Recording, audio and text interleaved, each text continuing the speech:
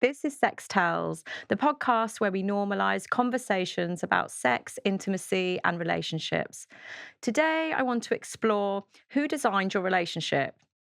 Most of us grew up with sort of relationship blueprint. We meet someone, we fall in love, be monogamous, we build a life together. It's often treated sort of as the default rather than something that is consciously chosen. But what happens when actually we start questioning that model? So, in this episode, we're diving into what happens when you question the relational script, as well as desire, jealousy, and the emotional experience of intimacy and the embodiment of that. Joining me today are Ally Iseman, who is a modern relationship expert and certified relationship coach who works with non-monogamy and erotic jealousy, and also Aisha Paris Smith, who works somatically with intimacy and pleasure, stepping into pleasure authentically and wholly. Welcome, both of you. So great to have you. Thanks for having us. Thank you so much. So I suppose the first question is, maybe for you, Aisha, when we talk about sort of somatic work, like somatic sexologist, what actually are we talking about? Great question. We just were talking about that before. What do you do? Yeah, what do you do? So I guess the simple way for everyone to get it is that I'm a sex coach. So it's like having a life coach, but for your sex life. Mm-hmm.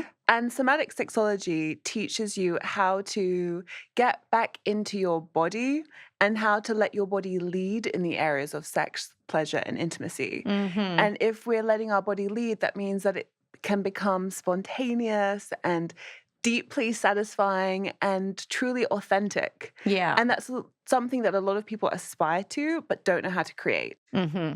And when I'm just interested, because obviously we talk about mind and body, and we talk about mind and body connection, you know, and when you say like lead from your body, I'm only saying that because I kind of often in my psychosexual work, I'm saying, you know, we're talking about it and you're leading from, you know, cognitive function, Sure. but I really want you to lead. And it's like, how do I do that? Right. Okay. Yeah. So it's about learning how to listen to your body. So our bodies are communicating with us all of the time, Mm-hmm. and we tend to only listen to our thoughts. Now, of course, yes, it's cognitive, but our thoughts are also in and part of our body. Yeah. So they are definitely like part of the formula. But there are 4 other ways that our body is communicating with us all the time, sending us information. And so those are through sensations. Mm-hmm. So where am I feeling warm or cool? Do I have like a rush of butterflies in my belly or pressure on my chest? Then there are impulses. Yeah. So, I have a real impulse to move towards Ally, you know? Yeah. So noticing what impulses are going on. Okay. And also the mental imagery. So that can be memories, but it also can be things that we're creating. Maybe we're feeling into the future or we're reimagining the past.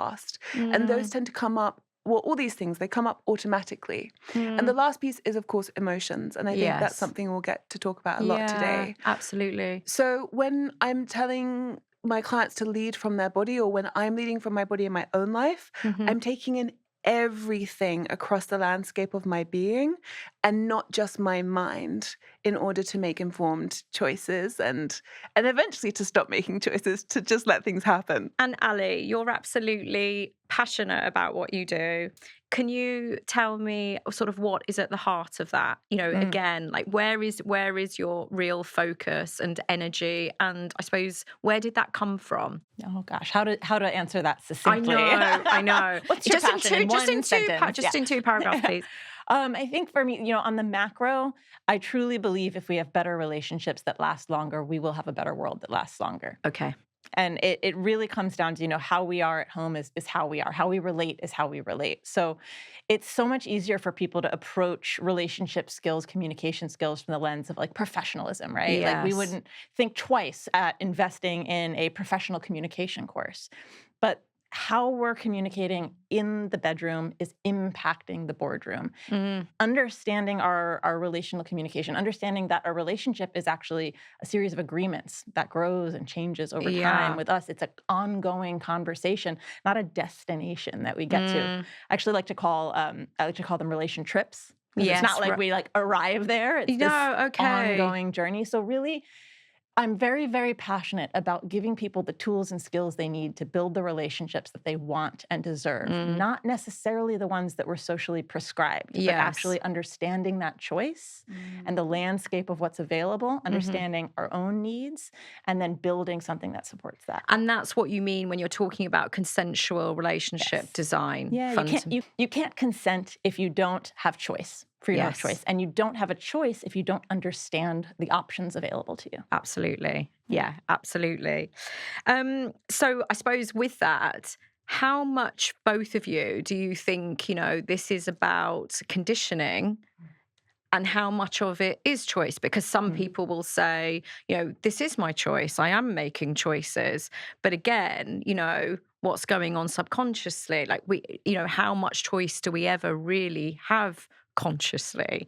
I don't know. What are both of your thoughts on that? That's a big one. It is. What pops up for me immediately is this phenomenon of like intrapsychic scripts. So we're playing things out to a script that we absorbed or were conditioned into from a very early age. Yes. And we don't even realize that we're doing it a lot of the time. And I think what can be really helpful as well is to realize when we learn things, but we don't have a distinct memory of when and how we learned it, it actually just becomes the fabric of our reality. So we have never inspected that belief because we think it's just how things are. We don't even realize it's a belief. Yes. Yeah. And so when we can not shift our beliefs, but actually tear up our reality and create a new one that fits with our unique self, with how we create meaning in the world, and with what we most desire and what satisfies us, which I think is what you're helping people with relationally so much. Well, then the whole world opens. Absolutely. Literally, yes. I mean, it actually makes me think of what we touched on earlier, the embodied experience of emotion, the felt experience of emotion. What I find so much with clients is they'll come in and they think they're expressing their emotions, but it's actually the story about. So it's up here, right? It's in the head. It means this. Well, that's not the embodied experience. What is the actual tactile experience of what you're feeling feel like? Let's start there. That information is what I find helps people start to understand their experience versus the story they've been told that means or what it means about them or et cetera. Actually processing what they're literally living in right now, not what they think they should or whatever else comes with that. I suppose, what's coming up is like, that's so huge. Where do you start and how, and when people come to you, how are we starting that conversation? How do you sort of begin to break that down, and I suppose be brave enough also to start breaking that down. It's uncomfortable. And that's okay. And I think that's, if there's nothing else that you walk away from even this conversation with, uncomfortable is okay. Uncomfortable is growth. You can't grow without being uncomfortable. It's not, growing pleasures. No, right? exactly. So that's kind of what we're talking about, of getting out of those scripts. That's inherently uncomfortable. And we have an entire society built around be comfortable. Yeah. Right? So it takes a lot. So first and foremost, acknowledge yourself for being brave. And for me, the process starts always through curiosity, always through questions. A lot of times, I work with individuals, I work with couples, I work with foursomes, I work with all relationship dynamics, single or partnered. Yeah. When couples generally come to me, it's through the lens of like, we want to open up. So teach us how to do that. Is that where it usually starts? That's where it usually starts. Or they think so. That's we want to open up, or I want to open up, help my partner, convince my partner to do this. Yeah, I get that. So as well. my question, first of all, we don't convince anyone of anything. There's no coercion. We're exploring through curiosity. And regardless of how they frame why they believe they're there, my first question is always, what does that mean to you? Yeah. What does opening up mean?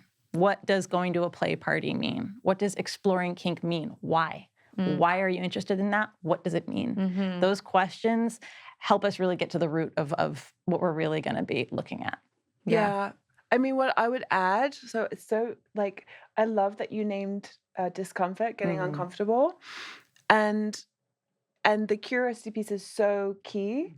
And I'm just having like flashbacks of being in session with clients, and when we get curious, they get very fearful because they don't know.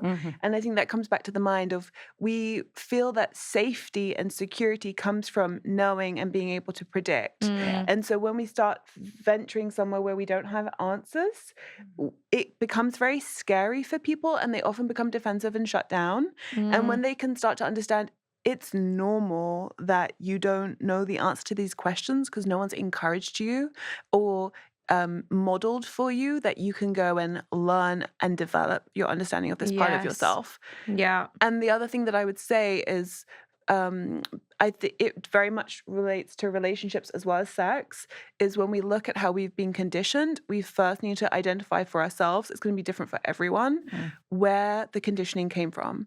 So where did we learn this is how relationships go? When did we learn, we should be in a committed, exclusive relationship in order to have sex and not get reputational backlash or whatever it is? Where did we learn that people who have sex with or who are in multiple relationships are bad and that's the only way, or don't really love you? When we can start to notice where we pick that up from, then we can start to unpick the threads. Yeah, totally. So on that, and I know it's sort of multifaceted, of course, but where do people get most of their ideas, about relationships from? Disney movies, rom-coms, fairy tales. I always like to say, remember that those stories end at the beginning of the relationship. That's not a relationship script. The juice is in the happily ever after. And I assure you, Ariel and Prince Eric, doing their taxes. Well, I guess he's royalty, so he doesn't have to do that. But those mundane or whatever life things, that's the good stuff. Like those models aren't just in social scripts like that. They're in our families. They're in our friends. They're in books. They're in media. Everything around us. Songs. Songs. Yeah. So many things that I learned as a kid and as a teenager about relationships from songs.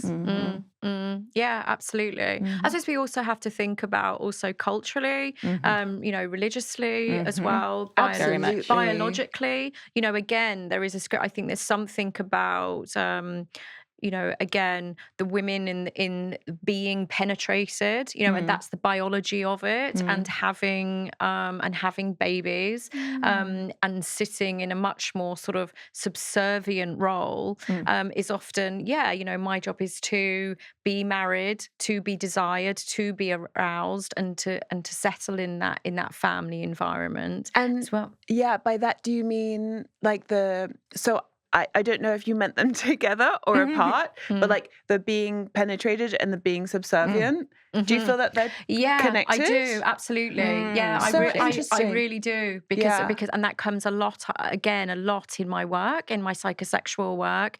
When I'm working with people, we actually sort of talk about how often has it been that you've taken control of your own pleasure, or you've been in the driving seat, and again, not often. Okay. It's there's so much to unpack here. There's so much to unpack, right? Yeah. Does that make sense to you? I totally hear where you're coming from, and I feel that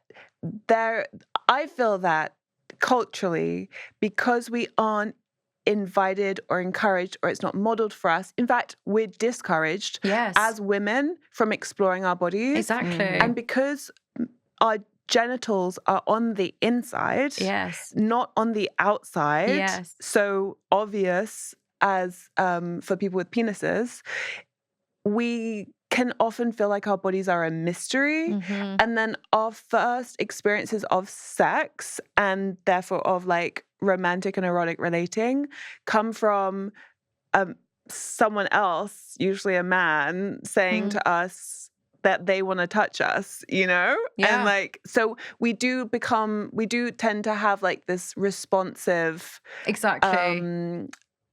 erotic arousal pattern of like when someone tells me that I can, or when I'm doing it for someone else, that's when I can like get my pleasure. Yeah. Which pleasure can be felt from giving pleasure, 100%. Of course. I think that something that came up for me in what you were sharing was the idea that receiving, and I think this is a social script again, Yeah. receiving is passive. Exactly. And I do Right. not, that is not accurate. Yeah. Like receiving is a practice. It's all relationships, we use the word transactional as though it's a negative thing. Everything in nature is transactional. Exchange is another word we can use, perhaps. That's safer. But it is very much an active part of exchange, of pleasure, of intimacy. Receiving is very much an active part of it. And Yeah. if we take it to relationship, then I guess also there's this idea that we're talking a lot about heterosexual relationships. Yes, thank you for acknowledging that. Yeah. Which is, again, I guess, culturally as well. Like, if we Yeah. take it The all the way script. back, who can you be in a relationship with? Totally. That's, also really, Absolutely. we're told that we, as women, we're in relationships with men romantically and erotically, and men are the initiators, and we don't want to look too interested. They need to propose. Yes, you know, exactly. Because Yeah. again, when I talk to women, for example, let's say for example, heterosexual women, and you might say, like about context of desire, and the context of it, it's always like, I want to be desired. I want to be, but again, it's like, where has Yeah. that idea actually come from? Yeah. What about you also doing the desiring? And do you Yeah. understand your desire? Do And you ex- understand the different types of desire? And Yeah. again, it's not, it's not even it's not known often. We Very don't even often. discuss often.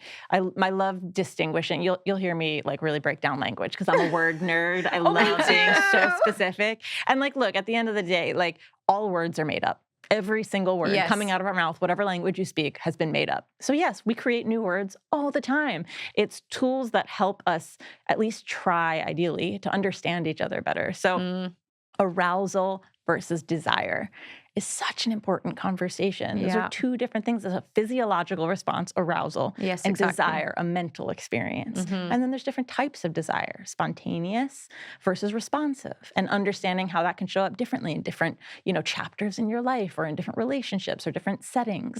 It's such an important conversation, and we lump it all under one word, desire. I want to desire. Yeah. Feel desire.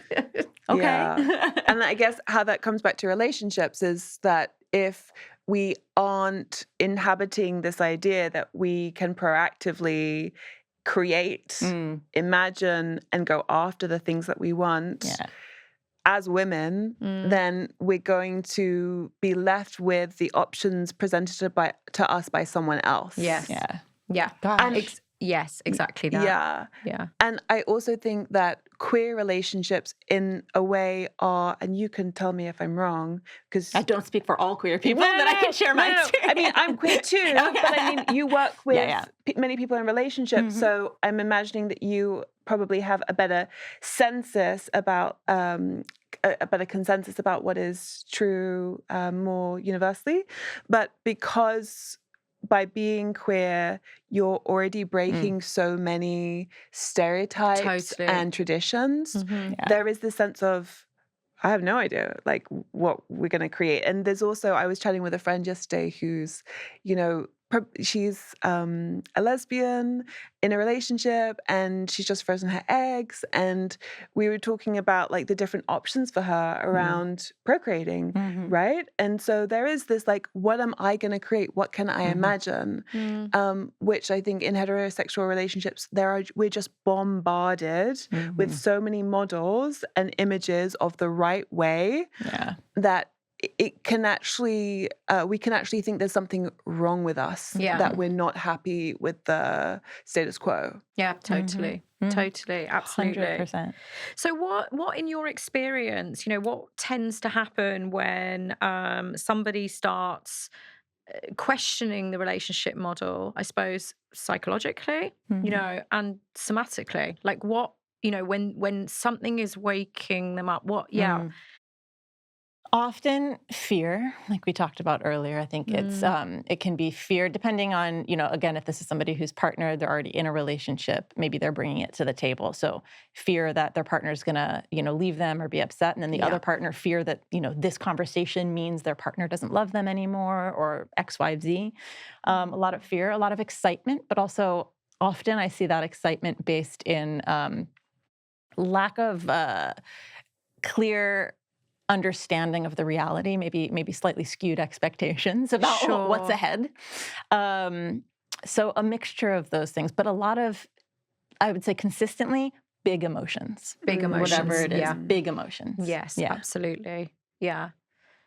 And somatically? I'm so sorry, I forgot the question. Oh, that's okay. I was like, I know that you're asking about the somatic versus, but I was like, but what is the root of the question? We were just talking about like what might actually be coming up in the body. So we're touching on it. We're talking about, the emotions that are coming up, which is this kind of big sense psychologically of fear. What it means about them. Yeah, how am I going to shame, the shame of it potentially letting people down. How's that going to be in reality? Is everything going to end? It becomes a bit of an existential crisis. I'm going to break it. Like, what are my family going to think? Yeah. And I suppose then what might happen in your body when you start having these ideas and thought processes. Yeah. Big identity questions. Yeah. I think that one of the things that many of my clients tell me about when they're no longer happy with how things are is a constant dissatisfaction that they can often feel quite self-critical about. And so it's like, why aren't I more grateful?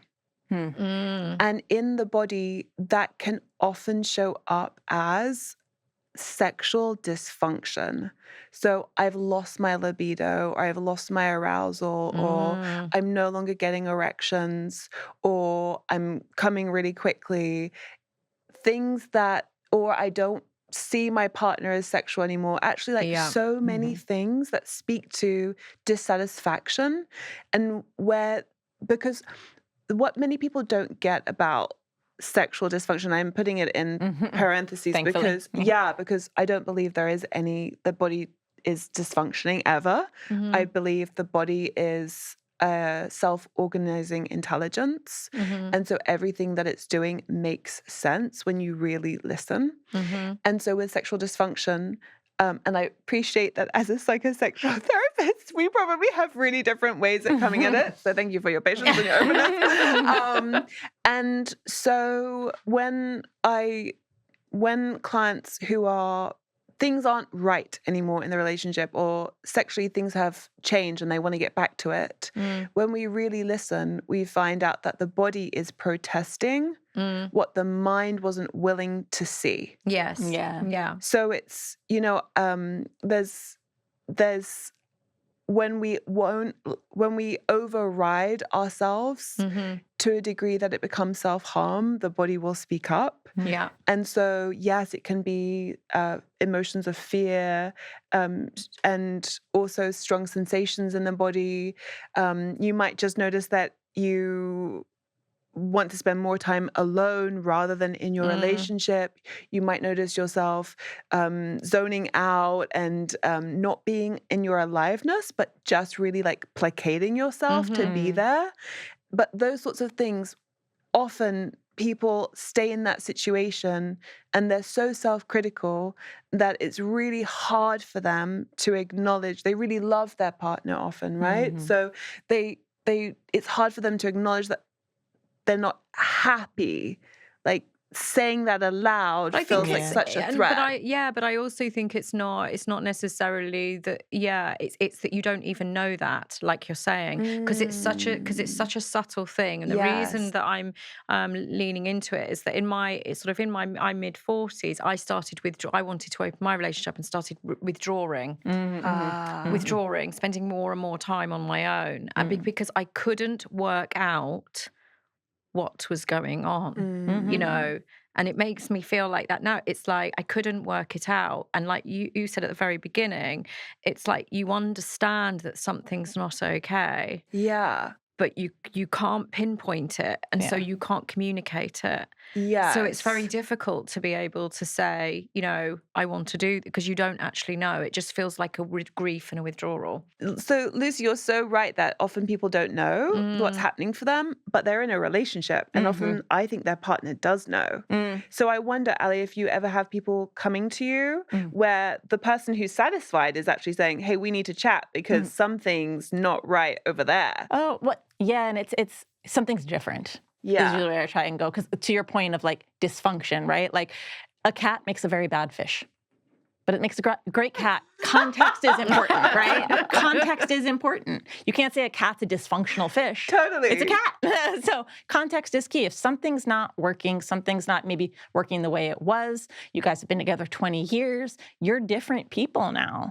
But are you addressing the relationship, which is an agreement, like we talked about, an ongoing conversation? Is the relationship growing with you? Is it supporting the people that you are now, the needs that you have now, or are you expecting it to be the same thing it was 20 years ago? Yeah. Are we moving towards something, or are we moving away from something? Because it may seem like the same, like it's not. It's a very different result. Are we trying to avoid something that's going on in the relationship, thinking opening up in whatever context is going to fix it? Or are I we... see that a lot. Yes. I see Me too. that a huge amount. Yeah, absolutely. And I assure you it won't. No, absolutely.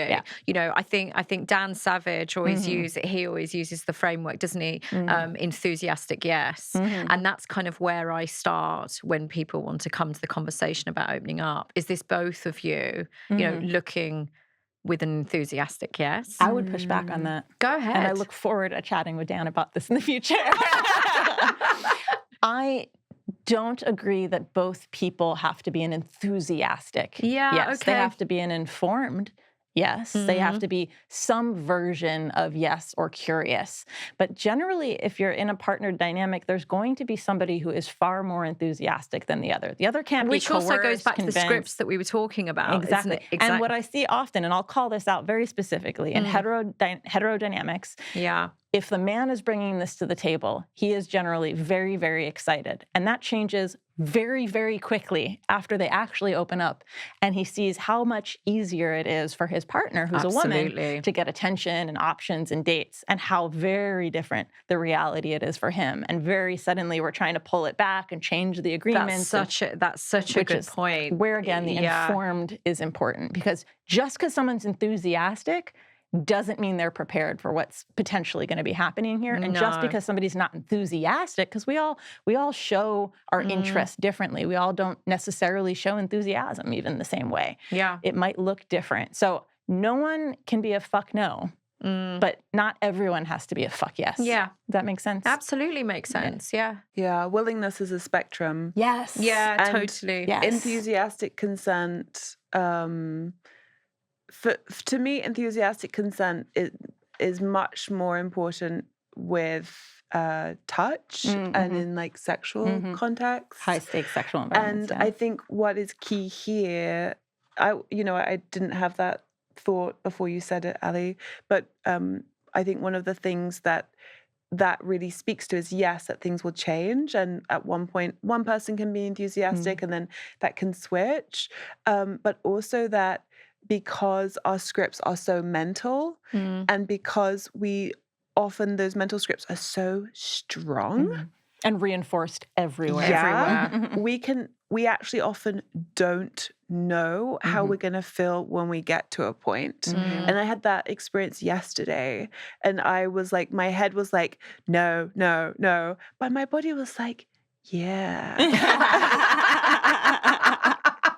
And so I was like, I stayed with it for a while, for like 48 hours. And I was like, I'm going to give it a go. And it was completely different to what I expected. And I say that because I'm someone who I track my inner landscape, what's happening in my body. Yeah. Religiously, right? Sure. And so I have much more nuanced perspective on what's going, like I've really gotten granular about what's happening inside of me, and still there is unknowns for me, you know? So I can imagine people who haven't really been in their bodies, maybe have been in a relationship and like on autoplay for a long time, they and have never inspected their relationship type, Yeah. they also don't know how they're going to feel Yeah. when they get into a new relational format. Yeah. That's why relationships aren't, to me, the intention of a relationship is a safe container within which you can be uncomfortable, because we don't know. We don't know the whole journey. Even if we're following the script, we don't really know. So are you a safe person for your partner to come to with potentially uncomfortable conversations and questions? Are you able to get uncomfortable in conversation with your partner? Like, that's the sweet spot. That's the marker of, potentially very successful relationship, is the ability to get uncomfortable. I absolutely agree. And I call the opposite of that, when they go like, everything's great. We never fight. We never fight. Yeah. And it's like, is it that you don't fight, or are you living in dishonest harmony? Yeah. Ooh. I coined it. You can take it. You can have it. Dishonest harmony. Yeah. That's good. Yeah. So I think leaning into that, and you touched on it a moment ago, that actually the reality of these dynamics, and one of the reasons that we don't bring it to the fore, is because of jealousy. And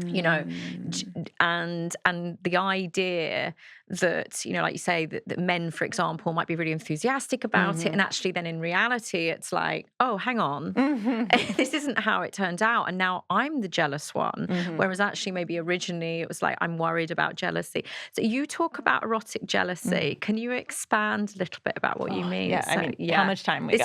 This is your subject, right? My favorite thing, honestly, to talk about right now. I think jealousy, just as a general emotion, is one of the, if not the single most misunderstood and underutilized emotion in the relationship design process. We have, again, a society that's built around avoid discomfort at all costs. Yes. And if there was ever an uncomfortable emotional experience, it's jealousy. Yeah. So we're also getting told, I love the sort of, they cancel each other out. We're getting told very mixed signals about jealousy. Jealousy means you care. Jealousy means they really love you. But also, if you're experiencing jealousy, something's wrong. Yeah. Something's wrong. It's a bad, bad thing. So again, just looking at that alone, something's off here if both of those are somehow true. Jealousy is just information. It's not inherently healthy or unhealthy. It's just another emotional experience like any other emotion, right?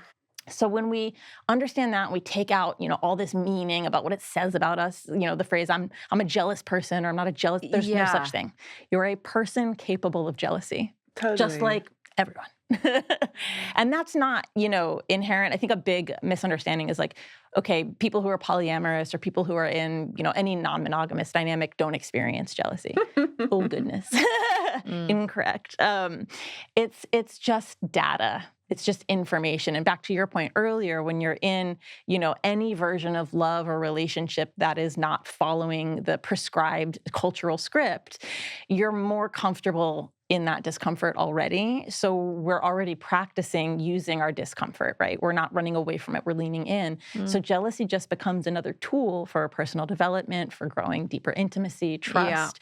And when you have a safe container, a relationship that's secure, that like we were talking about, where you're comfortable getting uncomfortable, that is how you can create the environment for potential eroticism to become unlocked. So I want to say, jealousy is not inherently erotic, but it can be.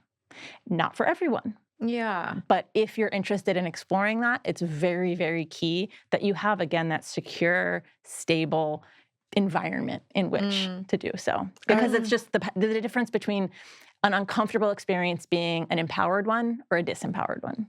Get it. Yeah. That's like, it's really, wonderful. I suppose it also sort of leans into that idea to some extent about compersion. You know, it can. Compersion and being able, again, to operate on that level. Like when I love you to that degree and see you wholly and want what's best for you, I can move into these feelings, even though if they're uncomfortable for me, and operate on a level of compersion. I want to be clear, though, because so compersion is, for those who aren't familiar with the term, compersion is the, felt experience of joy or pleasure from your partner experiencing joy or pleasure with someone else.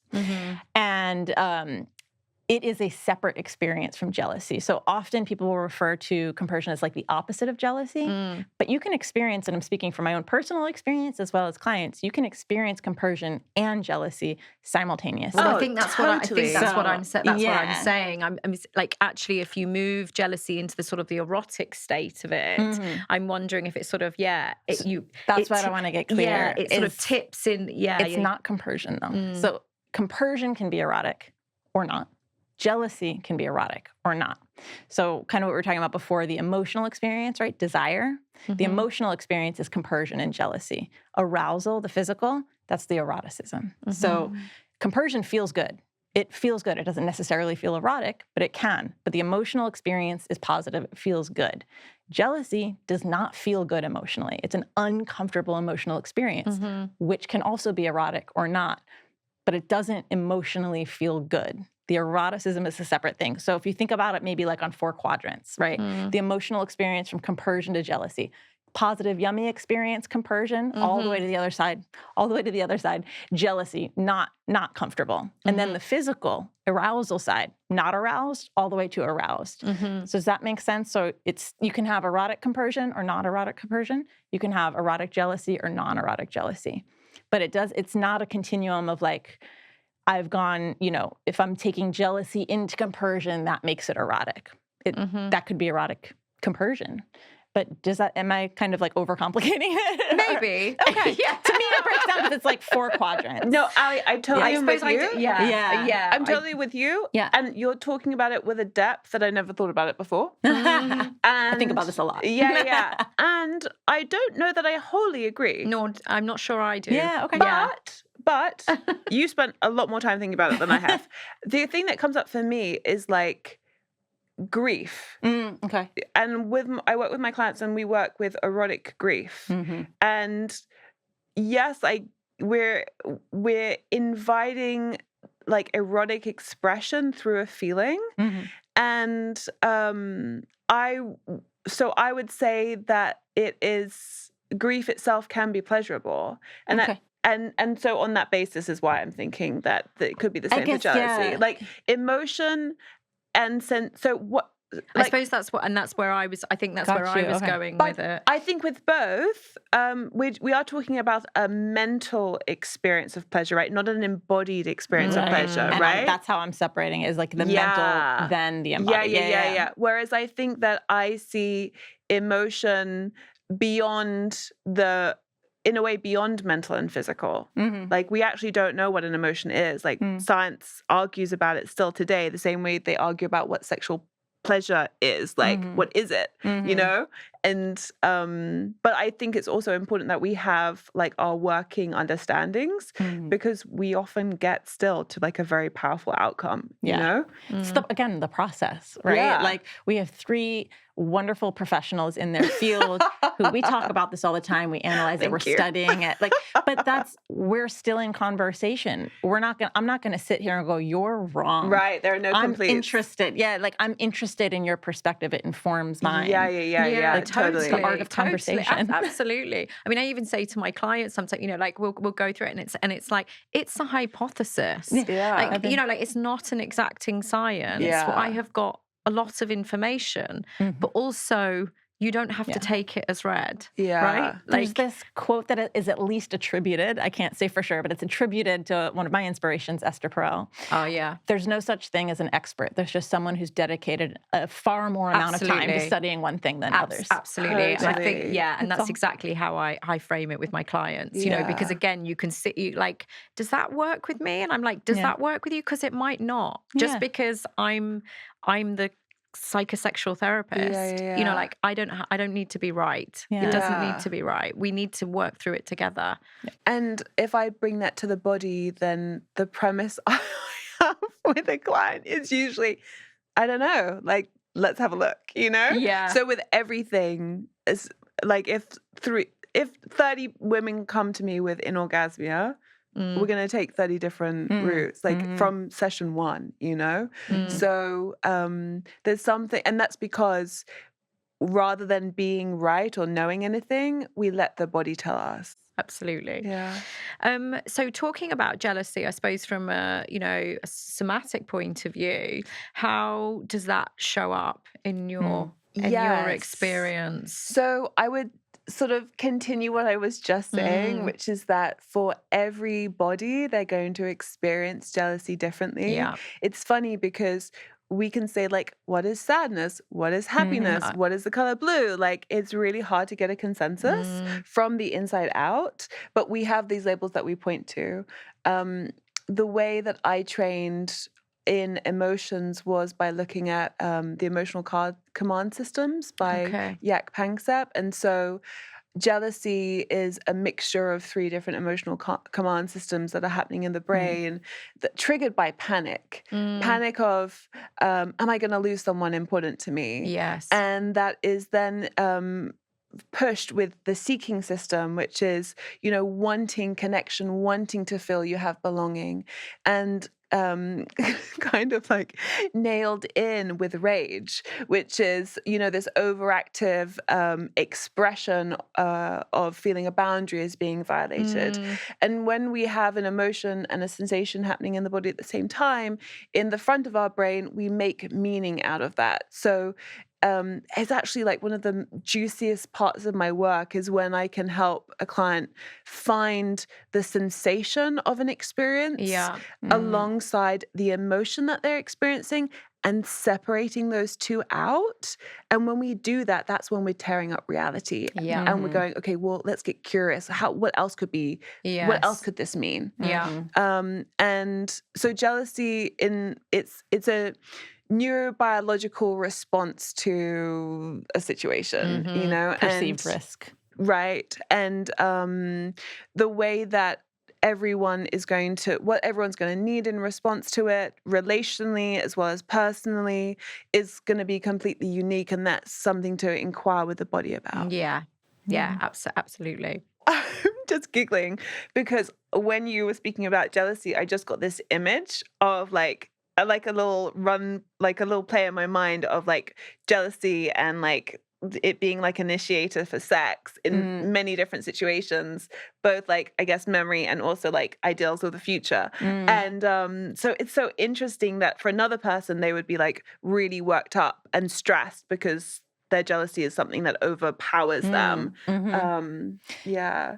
But a jealousy and Yeah. arousal do like coexist. They absolutely Yeah. can. I think we're I'm gonna use is it a metaphor, an allegory? A synonym? I don't know. Mm. BDSM. The Yes. healing potential of BDSM, power dynamics. Yes. The differentiator is these are negotiated scenes. We're super clear on what the container is. I know exactly, all the agreements are laid out. It is a safe or a safer space, right? I'm empowered in that regardless of if I'm the D or the S. Mm-hmm. No matter what my role is, I'm Totally. empowered in that role because of the clarity. Mm-hmm. Yeah. Jealousy is inherently, because we're taught to avoid it so much, we're not practiced in it. You're not going to be good at anything that you don't you don't get stronger by not going to the gym, right? Yeah. So it's an inherently disempowering experience because we don't have any skills to address it. Mm-hmm. When we understand it to be just another experience, we can start practicing jealousy. We get used to it in our body, we get language around it, we understand the sensations that come up for us. It becomes more familiar. It still is uncomfortable, but it becomes less overwhelming potentially. Again, we're practicing. And so then when we, in addition, create that safe container around it, I'm in a relationship where I can talk about jealousy, where I know, intellectually, inherently felt experience. My partner is my rock. We're together. I have so many examples. We can start dipping our toes into like, let's fantasize about things that might trigger my jealousy. So now I'm practicing it in a neurotic way. I'm getting that felt experience in a new environment that is now putting me in an empowered role in a generally disempowered experience. Mm-hmm. Is that making Totally. sense? Yeah. Yeah. So Yeah. that's for me, that's the work I personally do as well, but also how I work with clients. Yeah, for sure. Talking about non-monogamous relationships then, so what are kind of the kind of main, I suppose, misconceptions about jealousy in a non-monogamous relationship, like you say, you know, because there's just an assumption we're all kind of good with it. Yeah. Like, you know, Oh gosh, yeah. If you're non-monogamous, Yeah, you yeah, don't yeah, have yeah, you jealousy. don't have those feelings. Like, Just oh, yeah. not for me, thanks. Yeah. You know, I hear all the time, you know, oh, I could never, you know, it's such a common reaction when someone finds out, you know, I'm polyamorous or just hears about whatever it is. Oh, Yeah. I could never do that. I'm too jealous, or I'm a jealous person. Exactly. Just Yeah. again, that identity of I identify as this one emotional experience. So I can only be monogamous, Yes. and because you're non-monogamous, Yes, there you must be must no not. jealousy exists. Yeah, and like first of all, monogamy doesn't get rid of any of the things that might trigger jealousy. That's the illusion, because when we have a socially prescribed model, it's very easy to be, quite frankly, lazy about our relationship negotiation. I'm going to assume that because we're, you know, exclusive, we're monogamous, we're married, whatever version, that means X, Y, Z. Yeah. Something that comes up I see in clients is defining certain things, like what is cheating? What is sex? Totally. Oh, Whatever. totally. We assume that because we have a clear understanding and we're together, you must have that. My partner must have the same definition for those things. Totally. Obviously. Yeah, I I did a assure you they podcast don't. Yeah. a few ago about affairs, Yeah. and we started the conversation. What is that? Because we all have a different framework Definition, around when Yeah. and we assume that we agree. Yeah. And then they're like, you've done X, Y, and Z. It's like, oh, that isn't something that I was stepping over a line for, I thought. You know. So that's really interesting one. How can, I suppose, in the body then, you know, moving from jealousy a little bit, how can you tell the difference between something that's kind of actually unsafe versus something that is just unfamiliar? Yes. Yeah. You can't. No. Okay. Yeah. No, Okay. Thank you. Yeah. That's where we start. You can't know the difference Yes. until you investigate. And know the difference. Right. So it's about if you're tracking your body regularly to notice what is the difference between safety and unfamiliar safety and unsafe and boundary crossing situations, you'll start to learn. But it's the minutia of our inner experience. It's very, very small. They're going to look very, very similar, and they might even sound very similar if we're like talking with a friend about how we're feeling. Yeah. But if we regularly put ourselves just a little bit outside of our comfort zone in different ways, and then come back into the comfort zone and look at how did that go, and you know, did that actually feel good? Was it just because I was in the unknown, or was it actually dysregulating and I didn't get any value out of that? And so we have to be willing to experiment and explore and learn about ourselves in order to discover that. Onto that, because you mentioned it a couple of times in kind of tracking your body. Yeah. And in the same way, I think, you know, often what I'll do is I'll get to a certain point with people from a psychosexual point of view. And then I'll say, I think that you now need body work, somatic work. I think that, you know, and it's like, well, how do I track that? Like when you say tracking myself, what is it? Because again, when somebody's unfamiliar and they're working cognitively, you know, or what are they actually doing? You talk about like listening. Is it like What is this thing? What is this thing Aisha's doing with her body? I suppose I'm talking for my clients actually, because I've got a very good sense of it, and you know, I think people like you are just incredible. I really do. Like, I mean, and to the compliment, you know, to my work is so important. Totally. And like I say, I often get to a point where I'm like, I don't think we can talk our way out. Yeah. You're going to have to feel your way out. Yeah. And then the next question is, but I'm used to talking my way out with you. So how can I now go to the feeling my way out? What is she going to do to me? Or what are you going to do to me? Yeah. And so I guess the place to start is that body work is often heard as touch. Yes. And it doesn't start with touch. No. It can't start with touch because it's not safe for me to touch you until I know that you can track the difference between comfortable and uncomfortable.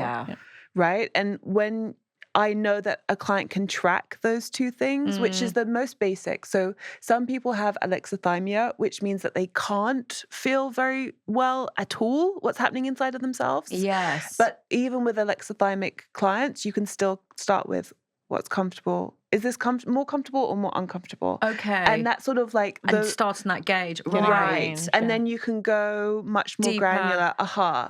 That's interesting. Yeah. And so once you as an individual can know, okay, I'm comfortable now, I'm more uncomfortable. And once they know, they really know that nothing's going to happen unless it's for them. So I'm not just going to run them through an experience that I think is right. No. Like, first of all, we're going to be clear on what do you want to get out of this? So we're co-creating the container, and then we co-create what happens inside of that container. Yeah. Because it's when the client has those two pieces, they can start to create embodied safety. Yeah. This is the practice, because that's exactly what you said. It's not a button, right? We're not starting right with touch. It's that almost just to go back to the relational, because this is very much a relational conversation as well. Totally. I like to refer to open dynamics or non-monogamy as like relationship exposure therapy. You're practicing the things, you're practicing the discomfort. So you're learning the discomfort versus, being uncomfortable versus being unsafe. How to tell that difference. You can't understand that difference without learning about it and practicing. And, I'm not a surrogate partner. That's not the context of my relationship with clients. However, we are still inside of a relational learning experience right from the get-go. And so I'm tracking what's happening in myself, and I'm also tracking what's happening with the client. How are they behaving in this relationship with me? How might they be trying to make me laugh or entertain me or fawn, or and where don't they trust me, and where are they not speaking up? And you mentioned that often when you pivot and invite your clients to go into the somatic process, that they say, I don't know what you're talking about. And I say, I don't know is a place to hide. So it's like, can we get vulnerable as well? Are we willing to, quote unquote, make a mistake? And, a lot of people, when they listen, they don't give value to the feelings of their body the same way they give value to their thoughts. We worship the mind in this modern Western society. We do. We think it's God. But when we can humble ourselves and actually tune in to the more subtle, the more nuanced, people actually have they leave with the biggest smiles on their face because they've deeply altered who they thought they were and what they thought was possible simply through doing a body scan with me, Yeah. And it's like the missing piece. It's the thing they've been missing. They keep looking outside of themselves for answers. They keep looking to their partner or to their friends for what should be right in a relationship. But when they can really hear themselves, and when they have those two parts, okay, this is what I'm thinking, this is what I'm wanting mentally, and this is what feels good in my body, and this is what I'm drawn to, and this is what my impulses are. And then you bring in imagination and co-creation. It's like the sexiest possible outcome. Yeah. Well, you're teaching people, you're not teaching people, you're creating a container for people to construct a relationship with themselves, which I think is the first relationship we're taught to bypass. And it's to me, so heartbreaking, because that is you are your only life partner. There is no other life partner. You will be with other people for extended periods of time, but you are, by definition, your only life partner. That relationship informs every other relationship. So when you're getting into that beautiful, granular, felt experience, I mean, your body is the only one you can really have that level of experience with, but it informs how you feel your partners, how you feel any relationship that you're in. Yeah. Deep work. Yeah, they say that story follows state. So, of course, how we're feeling about ourselves, if we have a train of thought running that we're not good enough or that there's something wrong with us, or if we're going around with a sick feeling in our tummy, then we're going to make meaning of the things that are happening, about how our partner looked at us or how much time they spent on the phone with somebody else through that lens. And so being able to regulate and bring harmony to what's happening in our inner world does give us a lot of space, a lot of flexibility, a lot of agency about what we choose to believe, how we experience what life is bringing to us, and where we go next. You'll only ever find what you're looking for. Ever. Everything is just evidence for whatever story you're telling. Yeah. I'm kind of interested, and I don't know if this is, I'm sort of going on tangent, but when you're talking, I suppose I'm just thinking, Ali, when people come to you, are they coming, it's like the presenting issue, and I say issue, right? Like, like, is this really about sexual, and pleasure, like expanding that, and then sort of turns into, oh, actually, I can rip up relational scripts too? Or is it like, I'm come here relationally and I'm asking the question relationally, and then, oh, I can rip up the sexual scripts. I don't know. I'm just wondering chicken if or there's, egg. Is there a bit, which chicken or egg? Chicken or egg omelet. All of that. I mean, yes is the short answer. Yeah. It's again why I start with why and what does this mean to Sorry, I you? interrupted. No. I just that's why I always start with why and what does this mean to you? What are these terminologies? Because we've been talking about a lot of terms and labels. Those are the beginning of the conversation. I think socially we get stuck in labels a lot of the times. I like to say your labels are ruining your love life. That's the beginning of the conversation. What does that mean to you? Oh, you're monogamous. What does that mean to you? Because a lot of people who, would be classified as swingers consider themselves to be non-monogamous because having sex with other couples is just something they do on the weekends. It's just an extracurricular activity. It's not a relational structure. Absolutely. So who am I to tell them how they identify? But that's why when they say monogamous, it's important to say, what does that look like for you? And by leaning into these labels of this label is my identity or this relationship is my identity, we lose out on actual relationship, which is the discussion, the conversation. Oh, tell me more. Absolutely. And again, I'm just thinking about also the amount of people that, will open up, and come to me, I help them maybe open up or kind of move into that ethical non-monogamous space. And then they actually, once they've entered it, they then close it very quickly. And it's kind of like, oh, great. Okay, so now monogamy is by choice. Potentially. Because again, are we just closing? again, my like, but I'm not. It depends. Because again, it's whether you're opening or closing. Are we moving away or towards something? Yeah. And also, if a monogamous couple open up and then become monogamous again, they aren't going back to what they were. They're going into something new. Yes. Right? Yes, exactly. Yes, exactly. Yeah.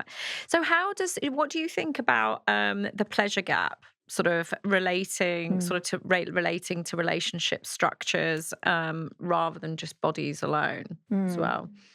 I think something you said earlier jumps out at me right away.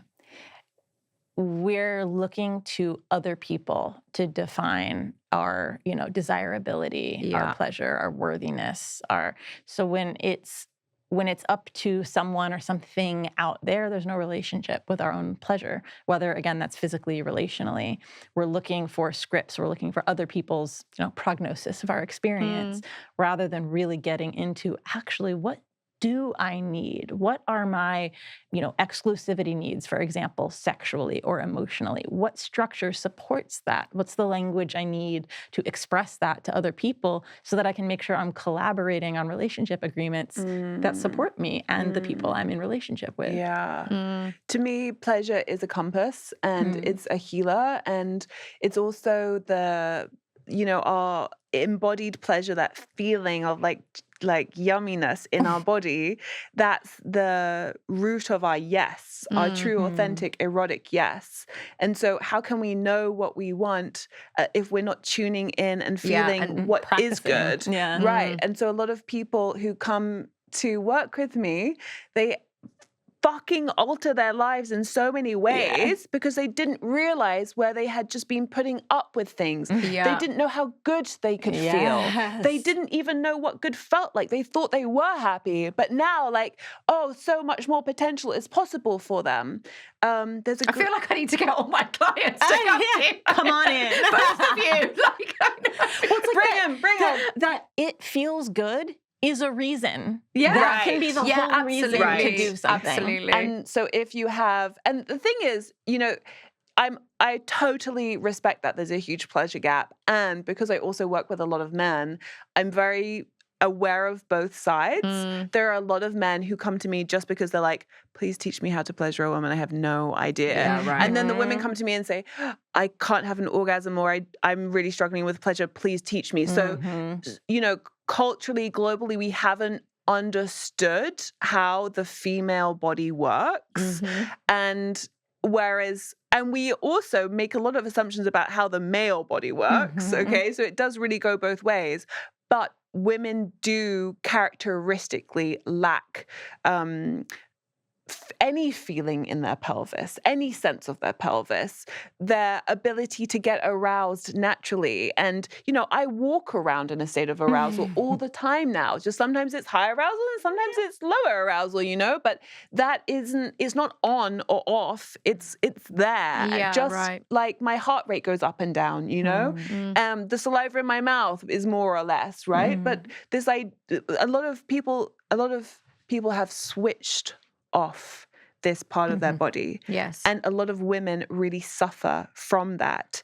And so by being able to switch it back on, we're switching on more than just their pelvis, more than just their pleasure. We're inviting them to step consciously and with a new aliveness into all areas of their life, which means they get more aspirational, more ambitious, and more unafraid. Yes. And I love that we're having this conversation. I always say, regardless, monogamy, non-monogamy, whatever, are you in a pleasure-led relationship? Yes. With yourself, with others? And that doesn't just mean romantically or sexually. Totally. All of your relationships can be pleasure-led. Yeah. I really like that. So we're coming close to the end. So I suppose what the question that I would ask both of you is, if somebody is listening, and sitting at home thinking like, is there more than this? Is there more than this? And I'm not sure what that is. Where do they start in your world and in your world? Yeah. I mean, I'll share a quick and easy-ish thing I created for people to just start investigating, right? Is there more, something isn't fitting, but I don't even know what that means and what's even possible. So I created a free quiz called what's my relationship style quiz? Yeah, okay. Because something I talked about a little bit earlier, we conflate our sexual and physical needs with our emotional and romantic needs. They can be related, but they're actually two different planes. So we can have different exclusivity needs within each of those.